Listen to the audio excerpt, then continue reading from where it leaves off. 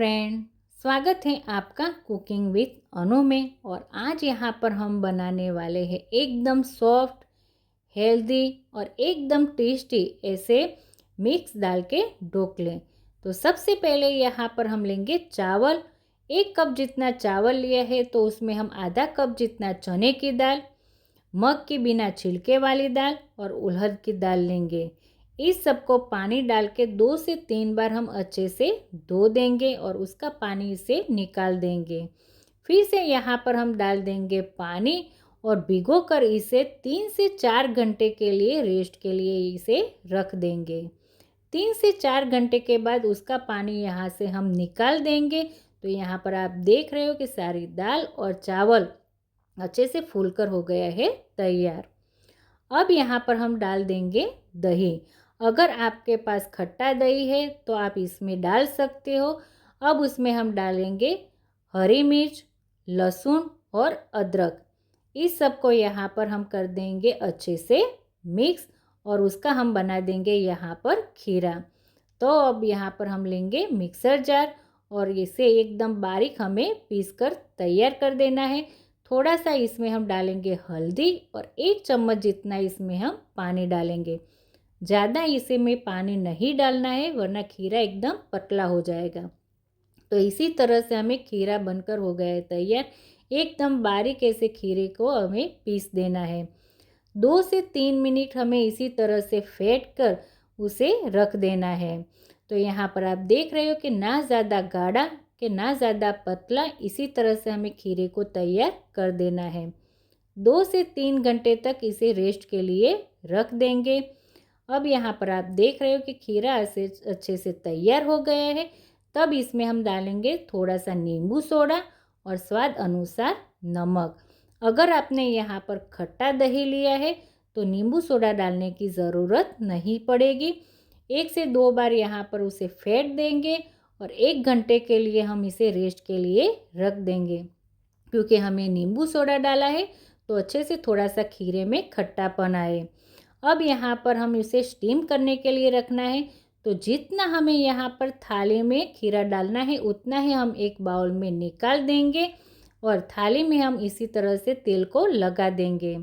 अब उसमें हम डालेंगे बेकिंग सोडा, तेल और थोड़ा सा पानी और 1 से 2 बार यहाँ पर एक ही डायरेक्शन में उसे फेंट देंगे। खीरा सा अच्छे से फूल जाए तब इसे हम थाली में निकाल देंगे। खीरा अच्छे से थाली में फैला देंगे। अब उस पर हम डालेंगे हरी मिर्च या फिर आप उसमें लाल मिर्च का पाउडर भी डाल सकते हो। खीरे को यहाँ पर हम स्टीम करने के लिए रख देंगे। 10 से 15 मिनट तक हमें यहाँ पर स्टीम करना है। अब यहाँ पर हम स्टिक को डाल देंगे और स्टिक एकदम क्लीन निकले तो समझ लेना कि खीरा अच्छे से पक गया है। तब तक यहाँ पर हम दूसरी थाली भी रख देंगे स्टीम करने के लिए।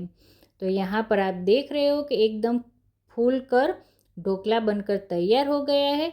ऊपर से थोड़ा सा यहाँ पर हम लगा देंगे तेल ताकि एकदम सॉफ्ट इसी तरह से ढोकला रहे। अब यहाँ पर उसे कट लगा देंगे। अगर आपको तड़का नहीं लगाना है तो इसी तरह से भी आप इसे ढोकले को खा सकते हो, उसे भी और भी ज़्यादा वो टेस्टी लगेंगे। तो यहाँ पर आप देख रहे हो कि एकदम सॉफ्ट ऐसे ढोकले बनकर तैयार हो गए हैं। एकदम बारीक जालीदार फूलकर और एकदम स्मूथ और एकदम यहाँ पर आप देख रहे हो कि रूह जैसे स्पॉन्जी ढोकले बनकर तैयार है। तो इसी तरह से आप ढोकले बनाएंगे तो एकदम ज़्यादा टेस्टी और एकदम ज़्यादा सॉफ्ट यहाँ पर ढोकले बन जाए। अब यहाँ पर हम करेंगे तड़के की तैयारी। तो सबसे पहले यहाँ पर हम लेंगे तेल। तेल हल्का सा गर्म हो जाएगा तब इसमें हम डालेंगे जीरा, हरी मिर्च, कड़ी पत्ता और तिल डाल देंगे। अब इसमें हम डाल देंगे ढोकला। 1 से 2 बार इसे उछालकर इसी तरह से मिक्स कर देंगे और यहाँ पर एकदम परफेक्ट ढोकला बनकर तैयार हो गए हैं। ऊपर से थोड़ा सा इसमें हम डाल देंगे धनिया। फिर से 1 से 2 बार इसे उछालकर इसी तरह से हम मिक्स कर देंगे। अब यहाँ पर हम गैस को कर देंगे बंद। तो यहाँ पर बारिश के मौसम में ढोकले बनकर हो गए हैं तैयार। तो इसे आप बारिश के मौसम में चाय के साथ या तो फिर आप हरी मिर्च और लहसुन की चटनी के साथ भी खा सकते हो। यहाँ पर आप बच्चों को टिफ़िन में भी दे सकते हो।